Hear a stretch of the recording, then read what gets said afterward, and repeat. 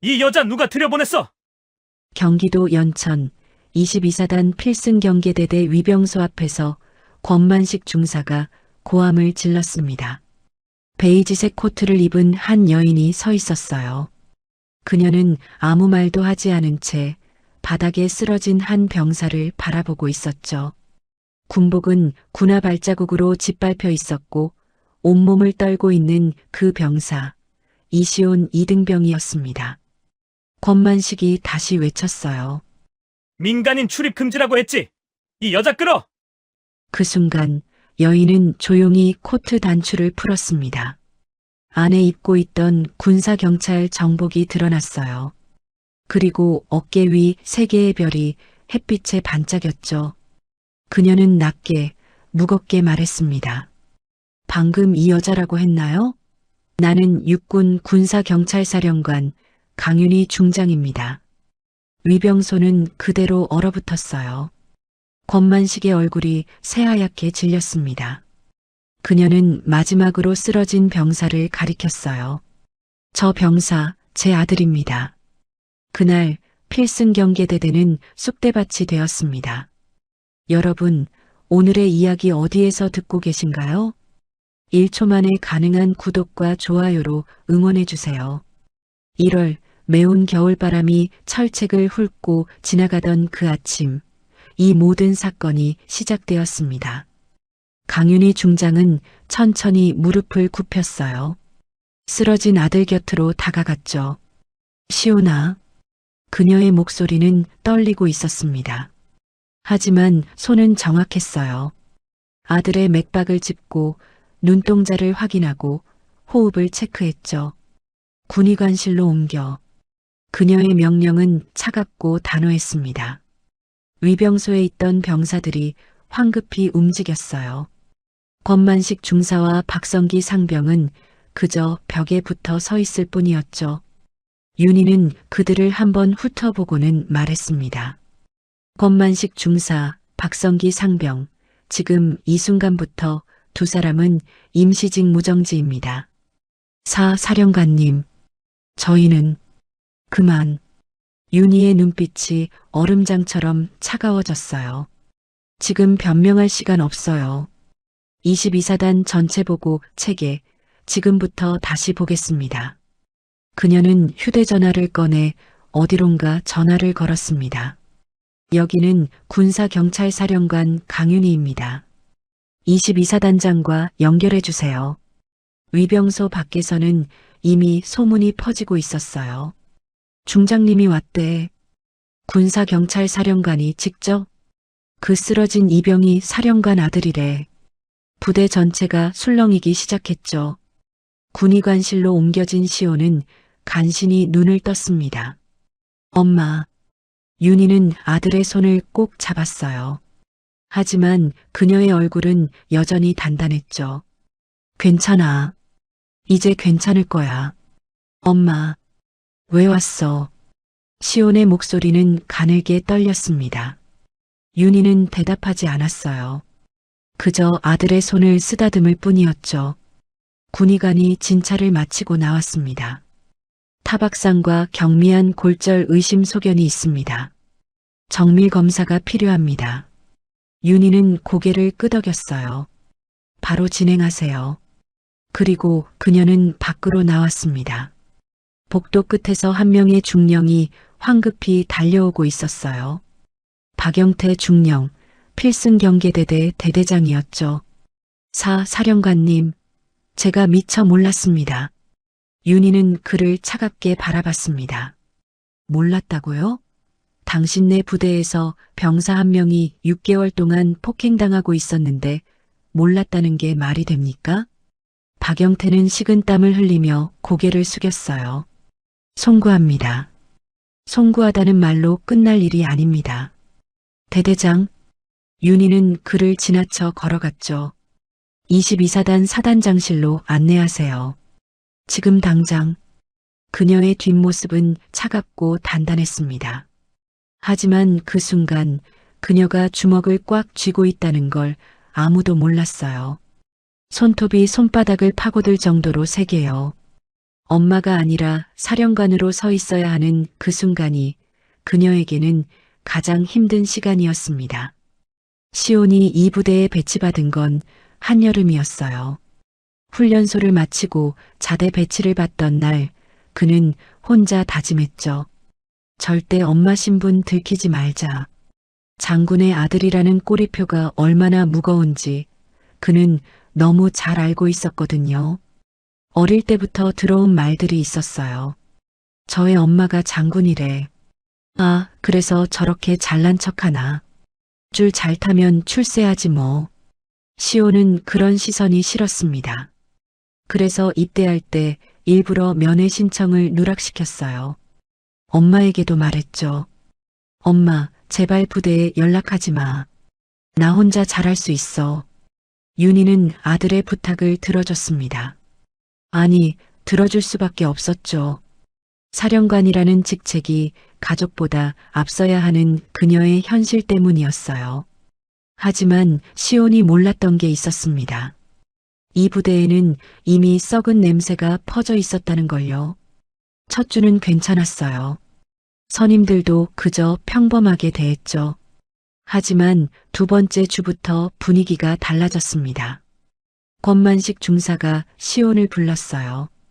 야, 이시온. 네, 중사님. 너 집안이 어떻게 돼? 평범합니다. 평범? 얼마나 평범한데? 시온은 대답을 망설였어요. 그 망설임이 권만식의 눈에 거슬렸죠. 야, 물어보면 대답을 해야지. 뭐야, 숨길 게 있어? 아닙니다. 그래. 그럼 됐고, 오늘 당직 서. 네. 그날부터였습니다. 시온에게 당직과 작업이 유난히 많이 배정되기 시작했어요. 이시온, 오늘 화장실 청소. 이시온, 야간 보초 추가. 이시온, 주말 근무 투입. 다른 동기들은 쉬는데 시온만 계속 일했죠. 처음엔 참았습니다. 군대가 원래 이런 거겠지. 하지만 한 달이 지나고 두 달이 지나면서 상황은 더 나빠졌어요. 박성기 상병이 시온을 불렀습니다. 야, 이등병. 네, 선임님. 너 PX 다녀와. 담배 한 보루. 제가요? 응, 너. 문제 있어? 아닙니다. 시온은 PX에 다녀왔어요. 하지만 박성기는 돈을 주지 않았죠. 내가 돈 안 줬나? 미안, 다음에 줄게. 다음은 없었습니다. 그리고 어느 날 밤 일이 터졌어요. 이등병 이시온. 권만식의 고함 소리가 생활관에 울려 퍼졌습니다. 네. 너 오늘 내무검사 왜 이따위야? 죄송합니다. 죄송하다고? 엎드려 뻗쳐. 시온은 엎드렸어요. 그리고 그날 밤 새벽 2시까지 얼차려를 받았죠.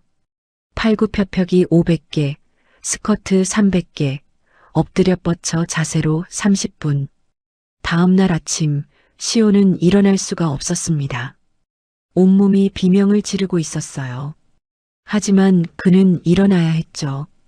아침 점호가 있으니까요. 이등병 이시온, 왜 이렇게 느려? 박성기가 군화로 시온의 종아리를 걷어찼습니다. 시온은 비틀거렸지만 쓰러지지 않았어요. 엄마한테 연락하면 이 모든 게 끝나겠지.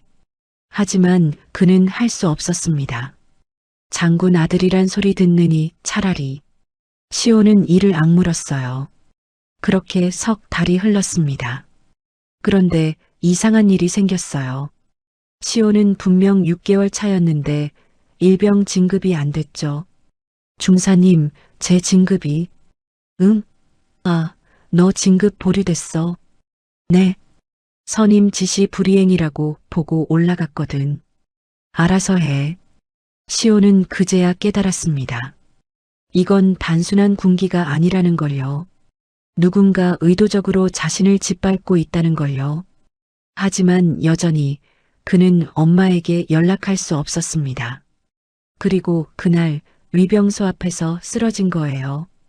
박성기의 군화가 마지막으로 그의 옆구리를 짓밟았을 때 시온은 정말 아무것도 할 수 없었죠. 엄마가 올 줄은 정말 몰랐어요. 사단장실 문이 열렸습니다. 강윤희 중장이 들어섰을 때 이미 회의실은 긴장감으로 가득했어요. 사단장을 비롯해 참모들, 그리고 박영태 대대장까지 모두 자리에 앉아 있었죠. 윤희가 들어서자 모두가 자리에서 일어났습니다. 차렷, 편히 하세요. 윤희의 목소리는 낮았지만 무게감이 있었어요. 그녀는 천천히 상석에 앉았죠. 사단장이 먼저 입을 열었어요. 사령관님, 이번 일은 정말 송구스럽습니다. 윤희는 고개를 저었습니다. 송구하다는 말씀은 나중에 들을게요. 지금은 사실관계 파악이 먼저입니다. 그녀는 서류를 테이블에 놓았어요. 저 병사는 제 아들입니다. 회의실이 조용해졌습니다. 하지만 저는 지금 엄마가 아니라 군사경찰사령관으로 이 자리에 있습니다. 그녀의 눈빛이 날카로워졌어요. 제 아들이 6개월 동안 당한 일들이 이 부대에서 처음 있는 일입니까? 아무도 대답하지 못했습니다. 답이 없다는 건 아니라는 뜻이겠죠. 윤희는 참모장을 바라봤어요. 필승경계대대의 최근 사고 현황 보고서 있습니까? 참모장이 서류를 건넸습니다. 윤희는 그걸 천천히 넘겨봤어요. 이등병 김진수, 자대 배치 3개월 만에 자살 시도. 이등병 박민호, 탈영 후 귀대. 일병 최성훈, 골절상으로 저녁 심해 중. 윤희는 서류를 덮었습니다. 이게 정상적인 부대 관리입니까? 박영태 대대장의 얼굴이 하얗게 질렸어요. 사령관님, 저희도 최선을 다했다고요? 대대장, 당신 부대에서 병사들이 죽어나가고 있는데? 박영태는 고개를 숙였죠. 윤희는 자리에서 일어났어요. 지금부터 22사단 전체에 대한 특별 감찰을 실시합니다. 사단장이 놀란 표정으로 물었죠. 사령관님, 전체 감찰이라면? 네, 생활관부터 식당, 훈련장, 행정실까지 전부요. 윤희는 창밖을 바라봤습니다. 이 부대에는 뭔가 썩은 냄새가 나요. 그 냄새의 근원을 찾아야 합니다. 그녀는 다시 앉았어요. 군사경찰단 감찰팀이 내일 아침 도착합니다. 모든 장부와 기록을 준비해 두세요. 알겠습니다. 회의가 끝나고 윤희는 혼자 남았어요. 그녀는 창밖을 보며 작게 중얼거렸습니다. 시온아, 미안하다. 엄마로서 지켜주지 못한 6개월이 그녀의 가슴을 짓눌렀어요. 복도 저편에서 박영태가 휴대전화로 누군가와 통화하는 소리가 들렸습니다. 예, 알겠습니다. 네, 최대한 정리하겠습니다. 윤희는 눈을 가늘게 떴어요. 뭔가 숨기고 있군. 그녀는 조용히 미소 지었습니다. 하지만 그 미소는 차갑고 날카로웠죠. 그날 밤 22사단은 술렁였습니다. 군사경찰 감찰팀 온대. 이시온 그 이병 때문에 난리 났어. 병사들은 불안해했고 간부들은 초조해했죠. 위병소 한쪽 임시직 무정지 중인 권만식과 박성기는 벽을 보며 서 있었습니다. 둘 다 한마디도 하지 않았어요. 하지만 그들의 등에선 식은땀이 흐르고 있었죠. 폭풍이 몰려오고 있었습니다. 다음 날 아침 군용 차량 세대가 부대 정문으로 들어왔습니다. 군사경찰단 감찰팀이었어요. 감찰관 5명이 차에서 내렸죠. 선두에 선 이는 김태균 중령이었습니다. 필승경계대대, 지금부터 특별감찰을 시작합니다. 그의 목소리는 단호했어요. 박영태 대대장이 마중 나왔지만 얼굴은 굳어 있었죠.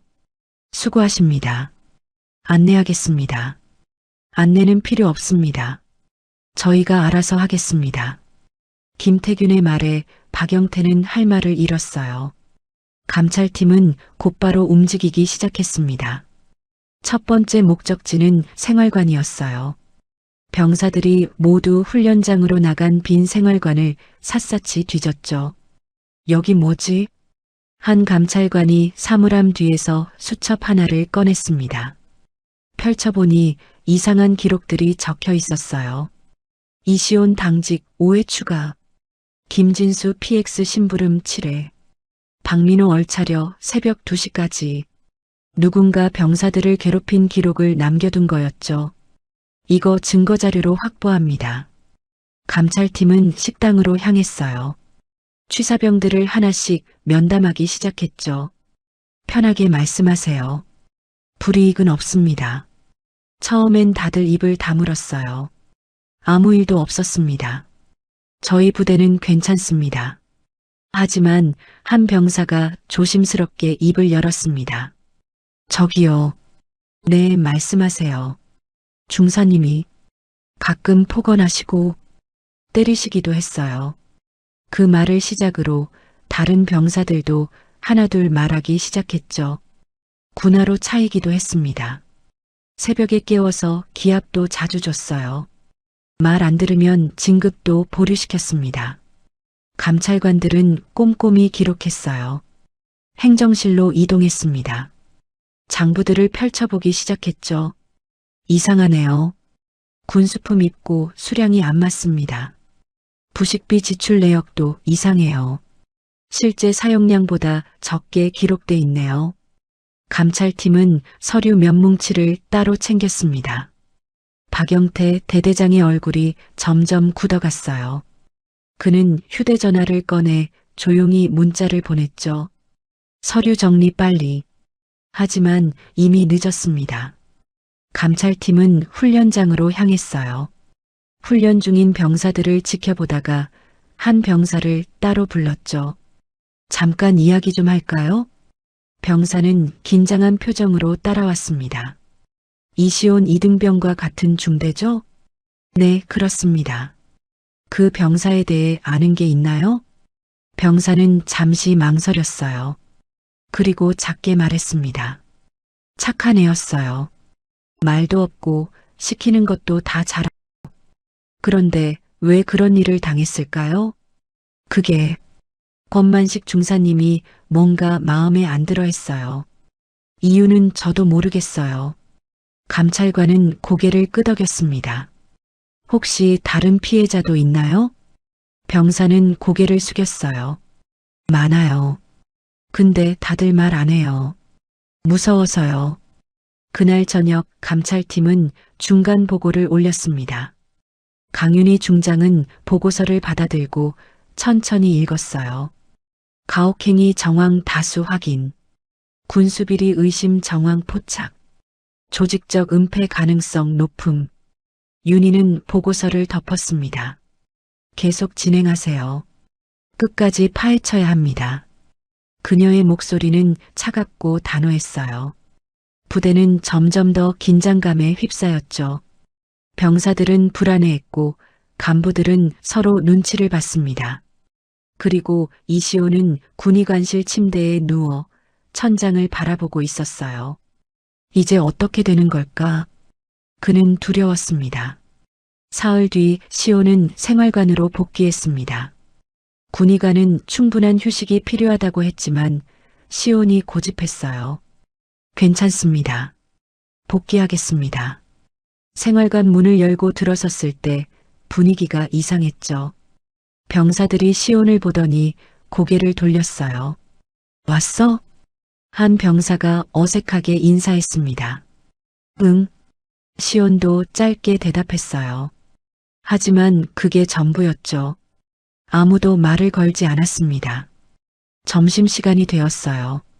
식당으로 가는 길, 동기들이 앞서 걸어가고 있었죠. 시온이 다가가자 그들은 자연스럽게 속도를 높였습니다. 시온은 멈춰 섰어요. 일부러 피하는 건가? 식당에 들어가 밥을 받았습니다. 자리를 찾아 앉으려는데 이상한 일이 벌어졌어요. 시온이 다가가면 그 자리에 앉아있던 병사들이 슬며시 일어나는 거예요. 아, 나 먹었다. 나도 가야겠다.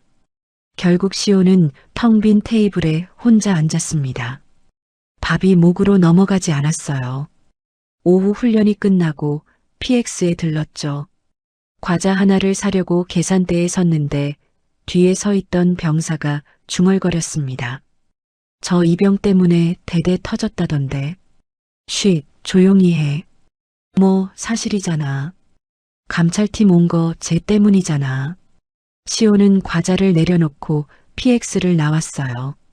저녁이 되었습니다. 생활관에서 병사들이 모여 이야기를 나누고 있었죠. 시온이 들어서자 대화가 뚝 끊겼어요. 침묵이 흘렀습니다. 시온은 자리에 앉아 군화끈을 풀었어요. 뒤에서 작은 목소리가 들렸죠. 엄마 덕에 살았네. 장군 아들 아니면 끝났지. 시온은 군화끈을 쥔 손에 힘을 주었습니다. 하지만 아무 말도 하지 않았어요. 며칠이 지났습니다. 상황은 나아지지 않았죠. 근무 때마다 들리는 비아냥거림. 아, 시온이 형님 나가신다. 조심해, 사령관님 아드님이시잖아. 훈련 중에도 마찬가지였어요. 조별 훈련을 할 때 아무도 시온과 같은 조가 되려 하지 않았죠. 나 저번 조였으니까 다른 데로. 나도 빠질게. 결국 시온은 혼자 남았습니다. 한지훈 대위가 지나가다 이 장면을 봤어요. 하지만 그는 못 본 척 고개를 돌렸죠. 괜히 끼어들었다간 나만 피곤해져. 그는 책임지고 싶지 않았습니다. 밤이 되었어요.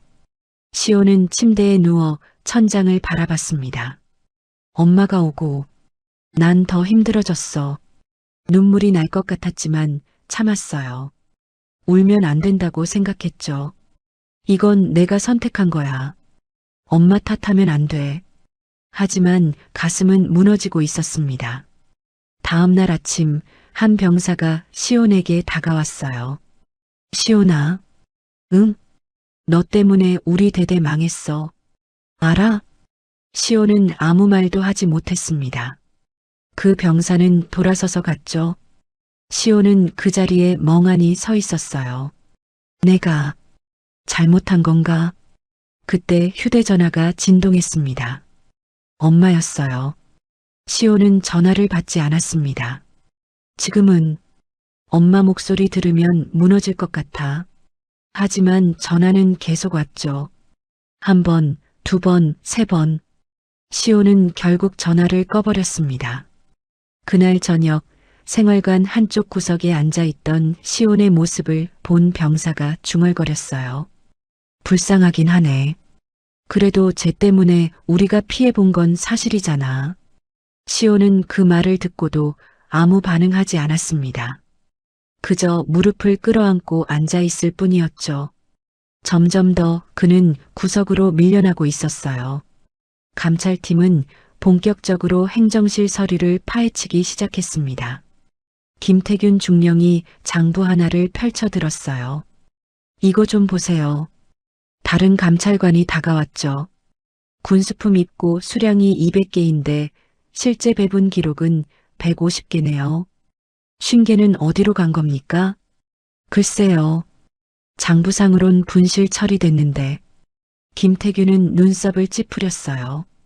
분실이 한두 번도 아니고 매달 반복되네요. 그는 다른 장부도 확인했습니다. 부식비 지출 내역이었죠. 부식비도 이상해요. 병사 300명 기준으로 책정됐는데 실제 식자재 구매 내역은 200명분밖에 안 돼요. 100명분 차액은요? 서류상으론 기타 경비로 처리됐네요. 감찰관들은 서로 눈을 마주쳤습니다. 이거 완전히 빼돌린 거 아닙니까? 증거 확보하고 상부에 보고합시다. 그들은 서류를 복사하고 사진을 찍었어요. 박영태 대대장은 집무실에서 안절부절 못하고 있었죠. 휴대전화가 울렸습니다. 여보세요? 대대장님, 큰일 났습니다. 감찰팀이 군수장부 다 뒤지고 있어요.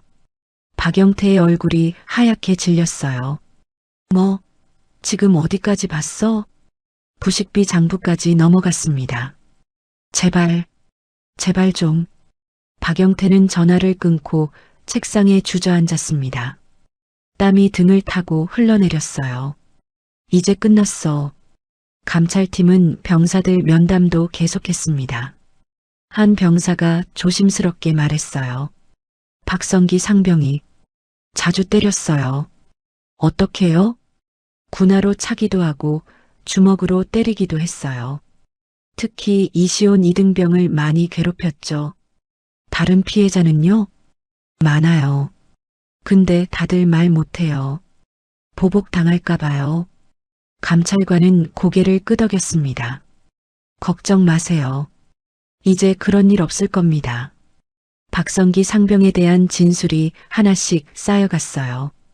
이시온 이등병 폭행, 김진수 이등병 가혹행위, 박민호 이등병 구타, 증거는 충분했습니다. 감찰팀은 권만식 중사도 조사했어요.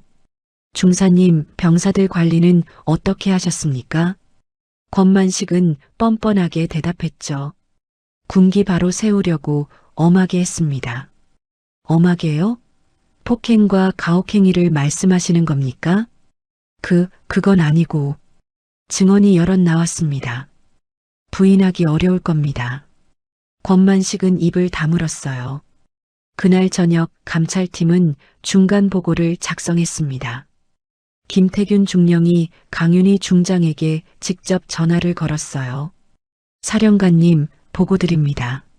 말씀하세요. 군수비리 정황이 명확합니다. 박영태 대대장이 관련돼 있을 가능성이 높습니다. 윤희는 잠시 침묵했어요. 증거는 확보됐습니까? 네, 장부 조작 흔적과 서류가 다수 확보됐습니다. 좋아요. 계속 진행하세요. 윤희는 전화를 끊고 창밖을 바라봤습니다. 이 부대는 생각보다 더 썩어 있었어. 그녀는 주먹을 쥐었어요. 시온이가 6개월 동안 이런 곳에 있었다니. 분노와 자책이 동시에 밀려왔죠. 하지만 지금은 감정을 억눌러야 할 때였습니다. 냉정하게 끝까지 파헤쳐야 했으니까요. 다음 날 감찰팀은 박영태 대대장을 정식으로 소환했습니다. 대대장님, 몇 가지 질문하겠습니다. 박영태는 땀을 닦으며 앉았어요. 군수품 장부 조작에 대해 아시는 게 있습니까? 모릅니다. 부식비 횡령 의혹은요? 그것도 모릅니다. 김태균은 서류를 펼쳐 보였습니다. 이 서류에 대대장님 결제 사인이 있는데요. 박영태는 할 말을 잃었습니다. 부대는 점점 더 무너져가고 있었어요. 일주일이 지났습니다. 시온은 이상한 걸 발견했어요. 동기들은 벌써 일병 계급장을 달고 있었죠. 축하해. 일병 달았네. 고마워. 시온은 자신의 계급장을 내려다봤습니다. 여전히 2등병이었어요. 나도 6개월 됐는데 이상했습니다. 점심시간 시온은 행정관에게 조심스럽게 물었어요. 병장님, 제 진급이 왜 안 된 건지 알 수 있을까요? 행정관은 컴퓨터를 확인하더니 난처한 표정을 지었죠. 진급 보류됐네? 왜요? 여기 보니까 선임 지시 불이행이라고 기록돼 있어. 시온은 어이가 없었습니다. 저 그런 적 없는데요? 글쎄, 여기 권만식 중사복으로 올라왔는데. 시온은 그제야 깨달았어요. 일부러 진급을 막은 거구나. 주먹이 떨렸습니다. 하지만 어쩔 수 없었죠. 권만식은 이미 직무정지 상태였지만 기록은 남아 있었으니까요. 근무 시간이었습니다. 시온이 당직을 서고 있는데 지나가던 병사가 중얼거렸어요. 6개월 됐는데도 2등병이네. 맞아, 뭔가 문제 있나 봐. 엄마 덕에는 못 살았나 보지? 시온은 이를 악물었습니다. 참아야 돼. 훈련이 끝나고 생활관으로 돌아왔어요. 침상에 누웠는데 옆 침대 병사가 대놓고 말했죠. 야, 근데 진짜 신기하다. 사령관 아들인데 진급도 못하네. 그러게 무슨 짓을 했길래. 장군 아들 체면 다 구겼네. 시온은 이불을 뒤집어 썼습니다. 귀를 막고 싶었어요. 며칠 뒤 더 심한 일이 벌어졌습니다. 새벽 당직을 서고 있는데 누군가 당직실 문을 두드렸어요. 이등병 이시온, 박성기였습니다. 그는 아직 영창에 가기 전 대기 중이었죠. 네. 시온은 긴장했어요. 박성기가 비웃으며 말했습니다. 내가 영창 가든 말든 너는 평생 이등병으로 남을 거야. 진급 기록 조작해놨거든. 내가 아무리 잘해도 소용없어. 시온은 주먹을 쥐었습니다. 박성기는 웃으며 돌아갔어요. 시온은 그 자리에 주저앉았죠. 이게 맞는 건가? 절망감이 밀려왔습니다. 아침이 되었어요. 조회 시간, 중대장 한지훈 대위가 나왔습니다. 오늘부터 내무 점검 강화한다. 병사들이 웅성거렸어요. 한지훈은 시온을 슬쩍 보고는 고개를 돌렸죠. 쟤 때문에 부대 분위기 엉망이야. 빨리 전역했으면 좋겠네. 그는 여전히 책임지고 싶지 않았습니다. 점심시간 시온은 또 구석자리에 앉았어요. 뒤에서 수군거리는 소리가 들렸죠. 저 새끼 때문에 우리만 힘들어. 맞아. 감찰팀 온 뒤로 훈련도 더 빡세졌어. 차라리 제가 참았으면 이런 일 없었을 텐데. 시온은 밥을 먹다 말고 숟가락을 내려놨습니다. 식욕이 사라졌어요. 저녁 생활관에서 한 병사가 말했습니다. 야, 시온아. 응? 너 진짜 미안하다고 생각 안 해? 시온은 고개를 들었어요. 뭐가? 너 때문에 우리 다 조사받고 훈련 강도 올라가고 외출도 못 나가잖아. 다른 병사들도 거들었죠. 맞아. 내가 그냥 참았으면 이런 일 없었어. 장군 엄마 있으면 뭐해. 부대만 망치는데.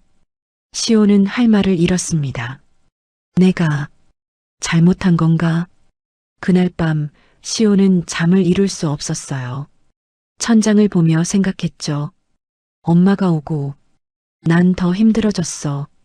차라리 그냥 당하고 사는 게 나았을까? 휴대전화가 진동했습니다. 엄마였어요. 시온은 전화를 보고도 받지 않았습니다. 지금 엄마 목소리를 들으면 정말 무너질 것 같았으니까요. 사흘 동안 시온은 엄마의 전화를 받지 않았습니다. 윤희는 계속 전화를 걸었어요.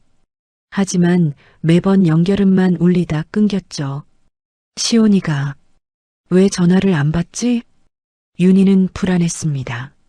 넷째 날 저녁 시온은 결국 전화를 받았어요. 더 이상 피할 수 없었으니까요.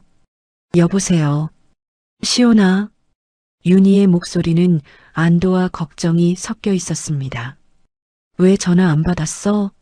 엄마 얼마나 걱정했는지 알아? 바빴어요. 거짓말. 무슨 일 있지? 시온은 대답하지 않았어요. 윤희가 다시 물었죠. 부대에서 힘든 일 있어? 엄마한테 말해봐. 없어요. 시온아, 엄마 목소리 듣고도 그런 말 할 거야? 시온은 입술을 깨물었습니다. 참으려 했지만 더 이상 참을 수 없었어요. 엄마. 응, 말해봐. 엄마는 왜 온 거예요? 윤희는 당황했습니다. 무슨 소리야? 내가 다쳤다길래 당연히 간 거지. 아니요. 시온의 목소리가 떨렸어요. 엄마는 나 때문에 온 게 아니잖아요. 뭐? 군 문제 고치러 온 거지. 나 보호하러 온 게 아니었어요. 윤희는 숨이 막혔습니다. 시온아, 그게 무슨... 엄마가 오고 나서 더 힘들어졌어요. 시온의 목소리가 커졌죠.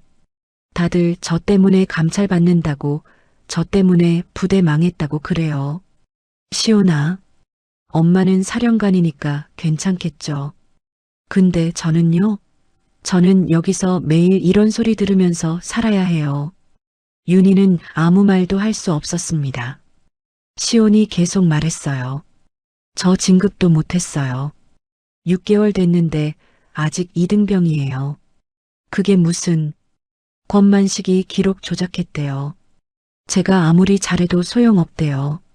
시온의 목소리가 흔들렸습니다. 엄마, 저 그냥 혼자 참을 걸 그랬어요. 윤희의 눈에서 눈물이 흘러내렸어요. 시온아, 미안해. 사과하지 마세요. 시온은 차갑게 말했죠. 엄마는 잘못한 거 없잖아요. 엄마는 사령관이니까 군대를 바로잡아야 하니까. 시온아, 그건 저도 이해해요. 근데 받아들이는 게 너무 힘들어요. 시온의 목소리가 작아졌습니다. 엄마가 제 엄마인지 사령관인지 모르겠어요. 윤희는 무너졌습니다. 시온아, 엄마는 이제 전화 끊을게요. 근무 시간이에요. 시온아, 잠깐만. 뚝, 통화가 끊어졌습니다. 윤희는 휴대전화를 쥔 채 그대로 주저앉았어요. 사령관실 바닥에 털썩 앉아 소리 없이 울었죠. 미안해. 시온아, 미안해. 그녀는 처음으로 자신이 선택한 길을 후회했습니다. 사령관이 되기 위해 얼마나 많은 걸 포기했는지, 그리고 그 대가를 아들이 치르고 있다는 걸 깨달았어요. 문이 열렸습니다. 참모가 들어왔다가 깜짝 놀랐죠. 사령관님? 윤희는 황급히 눈물을 닦았어요. 괜찮습니다. 하지만 보고할 거 있으면 하세요. 윤희는 다시 사령관의 얼굴로 돌아갔습니다. 하지만 참모는 알 수 있었어요. 그녀의 눈이 얼마나 붉은지. 그날 밤 윤희는 잠들지 못했습니다. 창밖을 보며 생각했어요. 내가 뭘 지키려고 했던 걸까? 군을 지키려다 아들을 잃고 있었습니다. 한편 부대에서는 시온도 잠들지 못하고 있었어요. 생활관 구석, 침대에 누워 천장만 바라보고 있었죠. 엄마한테 너무 심하게 말한 걸까? 후회가 밀려왔습니다. 하지만 동시에 그 말을 하지 않으면 터질 것 같았어요. 엄마도 힘들 텐데. 시온은 이불을 뒤집어 썼습니다. 눈물이 흘러내렸지만 소리 내지 않았어요. 다른 병사들이 들을까 봐요. 그날 밤 모자는 같은 하늘 아래에서 각자 울고 있었습니다. 다음 날 아침 뉴스가 터졌습니다. 군사경찰사령관 아들 폭행 사건 직접 감찰 논란. 기자들이 몰려들었어요. 사적 감정으로 군 조직을 흔들고 있다는 비판이 나오고 있습니다. 윤희는 뉴스를 보며 입술을 깨물었죠. 참모가 급히 들어왔습니다. 사령관님, 국방위원회에서 출석 요구가 들어왔습니다. 알겠습니다. 윤희는 한숨을 쉬었어요. 인터넷에는 악성 댓글이 쏟아지고 있었습니다. 장군 자식 특혜 아니냐? 군대 사유화하는 거 아님? 아들 하나 때문에 부대 전체 뒤집네. 하지만 반대 여론도 있었어요. 폭행당한 건 사실인데 왜 피해자를 욕함? 이게 특혜면 일반 병사들은 어쩌라고. 오히려 제대로 조사하는 거 아닌가. 여론은 갈라졌습니다. 국방위원회 청문회가 열렸어요. 윤희는 의원들 앞에 섰죠.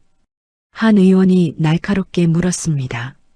사령관, 이번 감찰이 사적 감정에서 비롯된 것 아닙니까? 윤희는 침착하게 대답했어요. 아닙니다. 필승경계대대는 이미 여러 사고가 발생한 부대였습니다. 하지만 당신 아들 사건 이후에 감찰이 시작됐지 않습니까? 제 아들이 피해자였기에 알게 된 것은 맞습니다. 하지만 조사 결과 조직적 비리와 가혹행위가 확인됐습니다. 다른 의원이 끼어들었어요. 그렇다 해도 사령관이 직접 개입한 건 부적절하지 않습니까? 윤희는 잠시 침묵했습니다. 그리고 천천히 말했죠. 제가 엄마라서 움직인 건 맞습니다. 의원들이 웅성거렸어요. 윤희는 계속 말했습니다. 하지만 사령관으로서 직무를 수행한 것도 사실입니다. 부대 내 비리는 반드시 척결돼야 합니다. 그건 변명에 불과합니다. 한 의원이 목소리를 높였어요. 당신은 군 조직의 신뢰를 무너뜨렸습니다. 윤희는 고개를 숙이지 않았습니다. 신뢰는 투명성에서 나옵니다. 은폐가 아니라 바로잡는 것이 신뢰를 회복하는 길입니다. 청문회는 길게 이어졌죠. 끝나고 나왔을 때 윤희는 지쳐 있었어요. 참모총장에게 전화가 왔습니다. 강 중장. 네, 총장님. 감찰팀 즉각 철수시키시오. 윤희는 멈칫했어요. 총장님, 하지만 조사가 아직 명령입니다. 여론이 좋지 않소? 더 이상 확대되기 전에 정리하시오. 총장님, 부대 비리는 명확합니다. 지금 멈추면 강 중장. 참모총장의 목소리가 날카로워졌어요. 당신 입장도 위태롭소. 이해하시오? 통화가 끊어졌습니다. 윤희는 휴대전화를 쥔 채 멍하니 서 있었어요. 지금 멈추라고? 참모가 조심스럽게 물었습니다. 사령관님, 어떻게 하시겠습니까? 윤희는 창밖을 바라봤어요. 군을 지킬 것인가, 아들을 지킬 것인가. 두 가지 중 하나를 선택해야 하는 순간이었습니다. 아니, 어쩌면 둘 다 잃을 수도 있었죠. 그날 저녁 언론은 더 난리였어요. 참모총장, 감찰 중단 지시, 군사경찰사령관 강윤희, 진퇴양난, 군 내부 사령관 경질 목소리. 윤희는 사령관실에 홀로 앉아 있었습니다. 책상 위에는 감찰팀 보고서가 놓여 있었어요.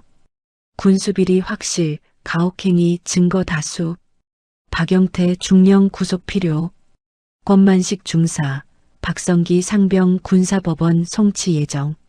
모든 게 명확했습니다. 하지만 위에서는 멈추라고 했어요.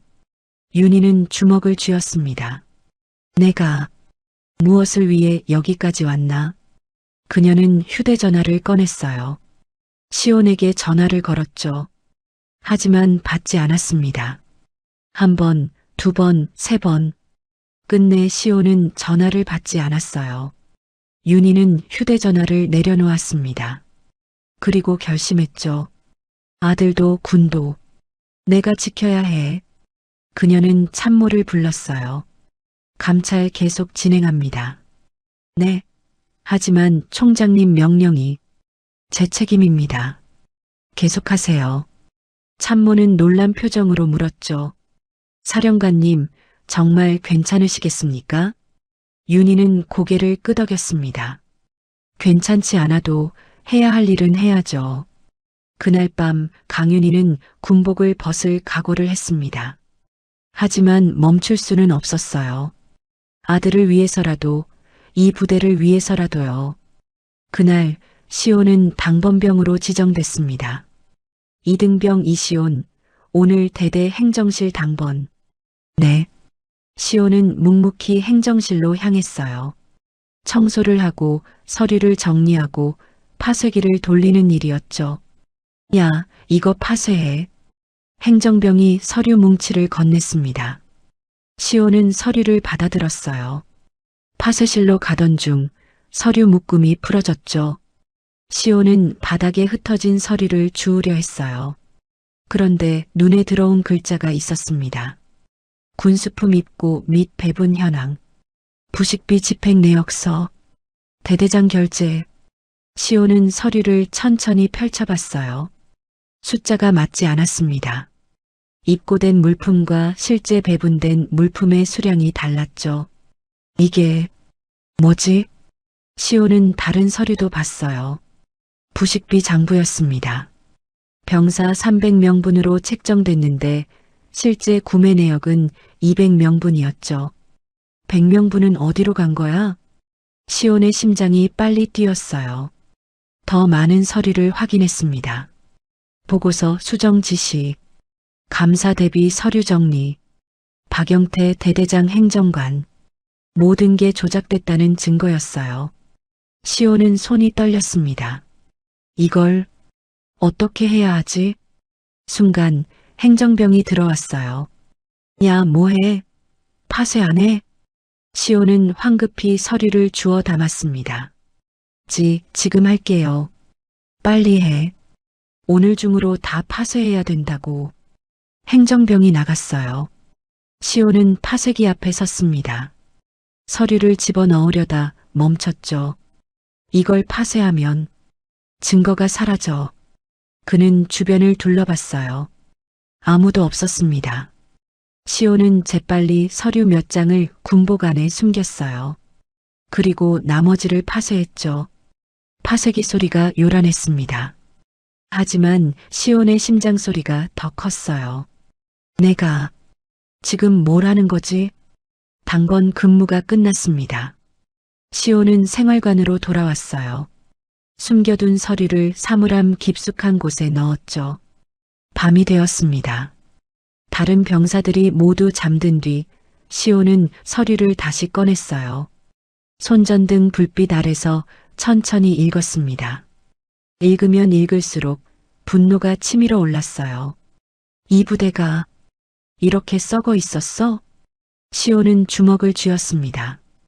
권만식이 나한테 한 짓도 이것 때문이었을까? 내가 뭘 할까봐 막으려고? 아니었습니다. 시온은 이제 깨달았어요. 이 부대의 문제는 자신보다 훨씬 컸다는 걸요. 새벽 시온은 결심했습니다. 엄마 뒤에 숨지 않겠다. 내가 이 부대를 바로잡겠다.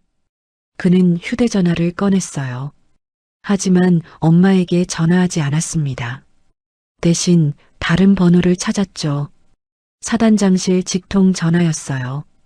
시온은 떨리는 손으로 메모를 남겼습니다. 내일 아침 사단장님께 직접 보고하겠습니다. 다음 날 아침 시온은 사단장실 앞에 섰습니다. 심장이 터질 것 같았어요. 할 수 있어. 해야 해. 문을 두드렸죠. 들어오시오. 사단장의 목소리가 들렸습니다. 시온은 문을 열고 들어갔어요. 사단장은 서류를 보다가 고개를 들었죠. 이등병, 무슨 일인가? 보고 드릴 게 있습니다. 시온의 목소리가 떨렸습니다. 사단장은 의아한 표정을 지었어요. 보고, 자네 부대는 필승경계대대 아닌가? 네, 맞습니다. 시온은 군복 안에서 서류를 꺼냈습니다. 이걸 보셔야 합니다. 사단장은 서류를 받아들었어요. 펼쳐보더니 표정이 굳었죠. 이건 파쇄 당번을 서다가 발견했습니다. 시온이 말했어요. 군수품 장부 조작과 부식비 횡령 증거입니다. 사단장은 서류를 한 장 한 장 넘겨봤습니다. 얼굴이 점점 심각해졌어요. 이게 정말인가? 네, 사단장님.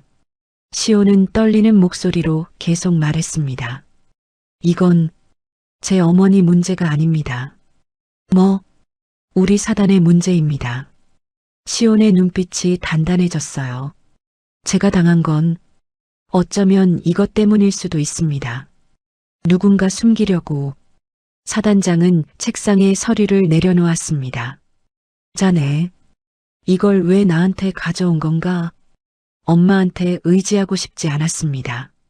시온은 고개를 들었어요. 제가 직접 해야 한다고 생각했습니다. 사단장은 시온을 바라봤습니다. 이등병 계급장을 단 어린 병사였지만 눈빛만큼은 흔들리지 않았어요. 자네, 각오가 됐나? 네. 이 일로 자네가 더 힘들어질 수도 있네. 시온은 잠시 망설였습니다. 하지만 고개를 끄덕였죠. 괜찮습니다. 더 이상 도망치고 싶지 않습니다. 사단장은 한숨을 쉬었어요. 그리고 전화기를 들었습니다. 참모장, 지금 당장 들어오시오. 긴급 사안입니다. 참모장이 황급히 들어왔어요. 사단장님 무슨... 사단장은 서류를 건넸습니다. 이걸 보시오. 참모장이 서류를 보더니 얼굴이 하얗게 질렸죠. 이게 어디서? 이등병 이시온이 가져왔소. 참모장은 시온을 봤어요. 시온은 똑바로 서 있었습니다. 사단장이 말했습니다. 지금부터 사단 자체 조사를 명령하오. 필승경계대대 전면 감사 실시. 알겠습니다. 참모장이 나갔어요. 사단장은 시온을 다시 봤습니다. 이등병 이시온. 네. 잘했네. 진짜 잘했어. 그 말에 시온은 비로소 긴장이 풀렸어요. 감사합니다. 가서 쉬게. 앞으로 더 정신없을 테니. 네, 알겠습니다. 시온은 경례를 하고 나왔습니다. 복도를 걸으며 그는 처음으로 웃었어요. 해냈어. 내가 해냈어.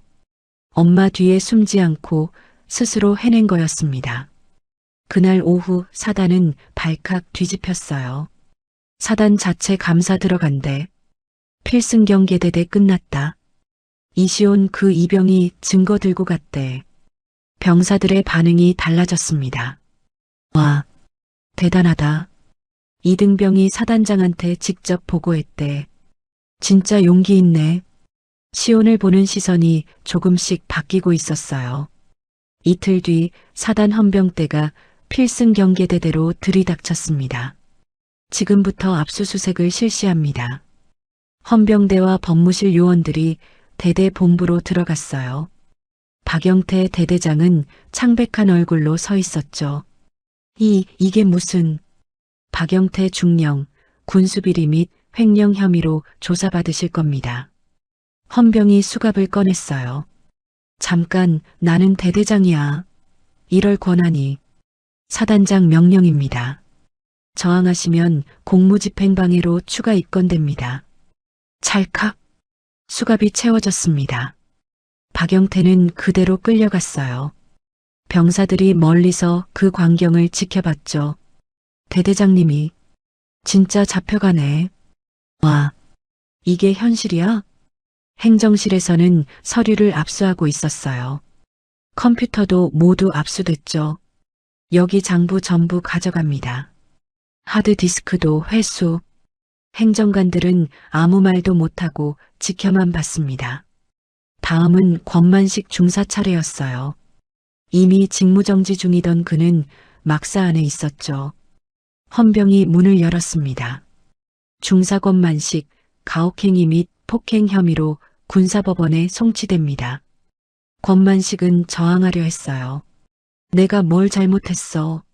군기 바로 세운 것뿐인데. 법정에서 소명하시죠. 그도 수갑이 채워졌습니다. 끌려가면서 권만식은 시온을 봤어요. 시온은 멀리서 그 모습을 보고 있었죠.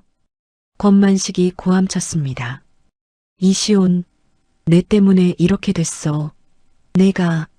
시온은 눈을 감았다 떴어요. 더 이상 두렵지 않았습니다. 헌병들이 권만식을 끌고 갔죠. 박성기 상병도 같은 날 끌려갔습니다. 상병 박성기, 폭행 및 가혹행위 혐의. 저는 시키는 대로 한 것뿐인데요. 변명은 법정에서 하세요. 박성기는 울먹이며 끌려갔어요. 병사들은 숨죽이며 지켜봤습니다. 진짜 다 잡혀가네. 이제 부대 어떻게 되는 거야? 몰라. 근데 속이 시원하긴 해. 저녁이 되었어요. 생활관에 긴급 소집이 내려졌습니다. 새로 부임한 임시 대대장이 나타났죠. 나는 오늘부터 이 부대를 맡게 된 김정호 중령이다. 병사들이 일제히 차렷 자세를 취했어요. 앞으로 이 부대는 완전히 바뀔 것이다. 김정호 중령의 목소리는 단호했습니다. 가혹행위, 폭행, 비리, 모든 것이 사라질 것이다. 약속한다. 병사들 사이에서 작은 술렁임이 일었어요.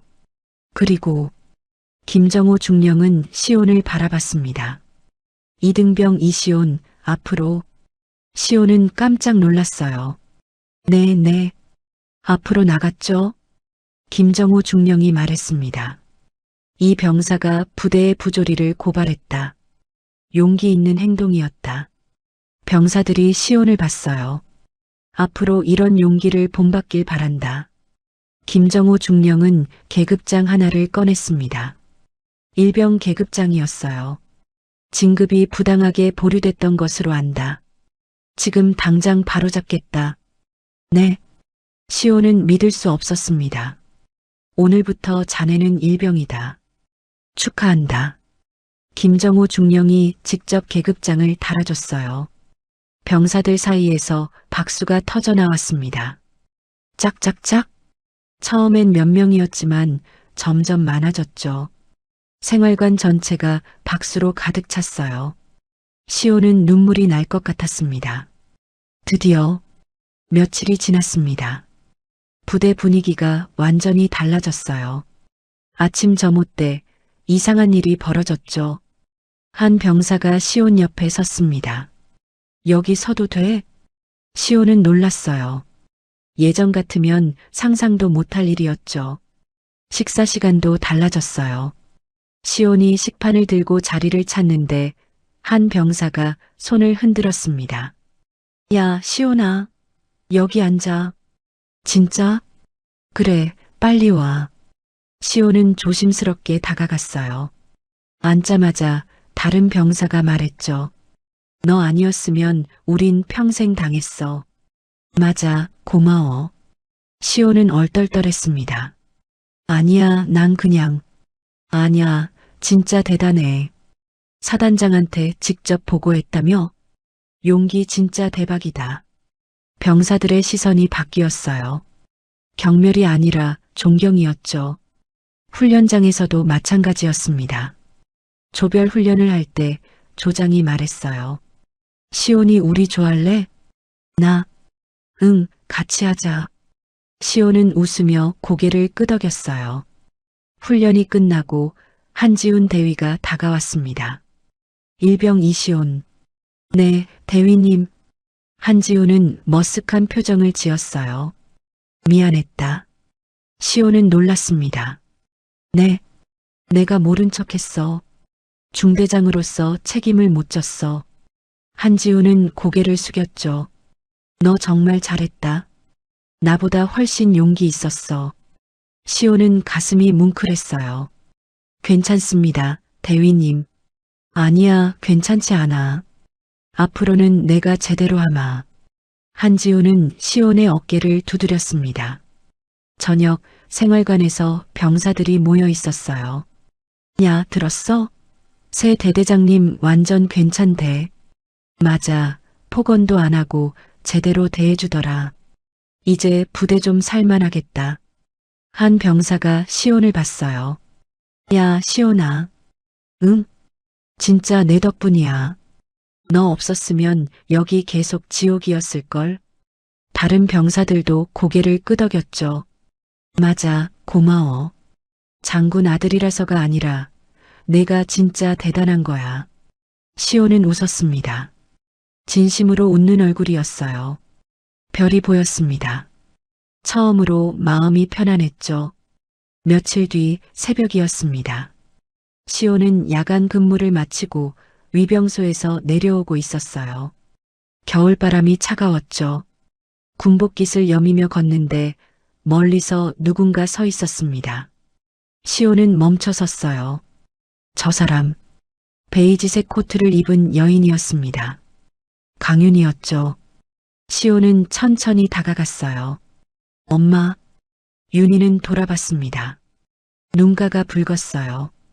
시온아, 왜 여기 와? 연락도 안 하고. 보고 싶었어? 윤희의 목소리가 떨렸습니다. 그냥 내 얼굴 보고 싶었어. 시온은 가슴이 먹먹했어요. 둘은 한동안 말없이 서 있었죠. 윤희가 먼저 입을 열었습니다. 미안하다, 시온아. 엄마가 널 지키려 했는데 정작 내 마음을 못 봤어. 윤희는 눈물을 닦았어요. 사령관이라는 이유로 엄마 노릇을 제대로 못했어. 시온은 고개를 저었습니다. 아니야, 엄마. 응? 나도 잘못했어. 엄마한테 너무 심하게 말했어. 시온도 눈시울이 붉어졌어요. 엄마가 왜 그렇게 싸웠는지 이제 알아. 시온아, 엄마는 날 지키려고 한 게 아니라 이 부대 모두를 지키려고 한 거잖아. 윤희는 고개를 끄덕였습니다. 그래. 하지만 엄마는 내가 제일 소중해. 그건 변함없어.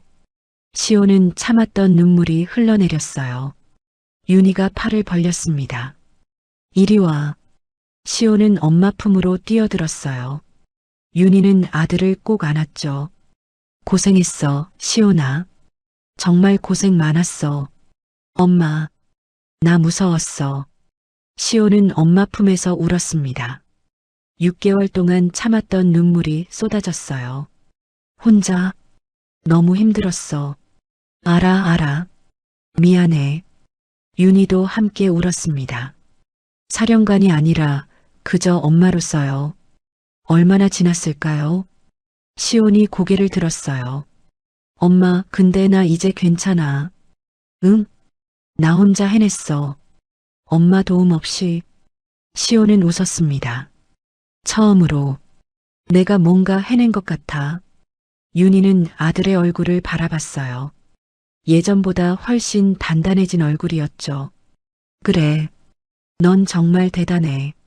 엄마처럼 되고 싶어? 시온이 말했습니다. 강하고 옳은 일을 하는 사람. 윤희는 아들의 머리를 쓰다듬었어요. 넌 이미 그런 사람이야, 시온아. 정말? 응, 정말. 윤희는 웃으며 말했죠. 엄마보다 훨씬 용감해. 시온은 부끄러운 듯 고개를 숙였습니다. 윤희가 물었어요. 시온아, 이제 부대 생활 괜찮아? 응, 많이 나아졌어. 다행이다. 그리고 엄마. 시온은 일병 계급장을 가리켰어요. 나 진급했어. 봤어? 윤희는 눈물을 닦으며 웃었습니다. 봤어. 축하한다. 고마워, 엄마. 새벽 하늘이 밝아오고 있었어요. 윤희가 말했습니다. 이제 들어가야겠다. 점호 시간 다 됐지? 응. 잘 지내. 앞으로 자주 연락할게. 알았어, 엄마도. 윤희는 돌아서려다 다시 아들을 안았어요. 사랑한다, 시온아. 나도 사랑해, 엄마. 윤희는 웃으며 손을 흔들고 떠났습니다. 시온은 그 뒷모습을 한참 바라봤어요. 가슴이 따뜻했습니다. 시간이 흘렀습니다. 계절이 바뀌고 또 바뀌었어요. 시온은 상병이 되었고 병장이 되었죠. 그리고 마침내 전역하는 날이 왔습니다. 저녁식장에는 많은 사람들이 모여 있었어요. 김정호 대대장이 단상에 올랐습니다. 오늘 전역하는 병장들에게 축하의 말을 전한다. 병장들이 일렬로 서 있었죠. 시온도 그 중 한 명이었습니다. 김정호 대대장이 시온을 바라봤어요. 특히 병장 이시온. 시온이 앞으로 나왔습니다. 이 병사 한 명이 22사단을 바꿨다. 박수가 터져 나왔어요. 용기 있는 고발로 부대의 부조리를 없앴다. 김정호 대대장은 시온에게 표창장을 건넸습니다. 자랑스럽다, 병장. 감사합니다. 시온은 경례를 했어요. 저녁식이 끝나고 시온은 정문으로 걸어갔습니다. 군복을 벗고 사복으로 갈아입은 모습이었죠. 동기들이 배웅해줬어요. 시온아, 저녁 축하해. 밖에서 잘 지내. 연락하자. 시온은 웃으며 손을 흔들었습니다. 정문을 나서는데 누군가 기다리고 있었어요. 강윤이었습니다. 군복이 아니라 평상복 차림이었죠. 엄마. 시온은 달려갔어요. 윤희는 아들을 안았습니다. 축하한다, 시온아. 정말 수고했어. 엄마, 왜 왔어? 당연히 와야지. 우리 아들 전역하는데. 윤희는 웃으며 말했어요. 오늘은 사령관 말고 엄마로 왔어. 시온은 가슴이 뭉클했습니다. 고마워, 엄마. 윤희는 차를 가리켰어요. 자, 집에 가자. 엄마가 내가 좋아하는 거 다 준비해뒀어. 정말? 응, 가자. 시온은 차에 타기 전 부대를 돌아봤습니다. 철책선, 위병소, 훈련장. 힘들었지만 성장한 곳이었죠. 마지막으로 중얼거렸어요. 안녕, 그리고 고마워. 차가 출발했습니다. 창밖 풍경이 지나갔어요. 시온은 하늘을 올려다봤습니다. 오늘부터 나는, 그는 웃으며 생각했죠. 장군의 아들이 아니라 내 인생의 주인공이다. 윤희가 물었어요. 뭐 생각해? 아무것도. 그냥 기분 좋아. 그래, 앞으로 더 좋은 일만 있을 거야. 응, 알아.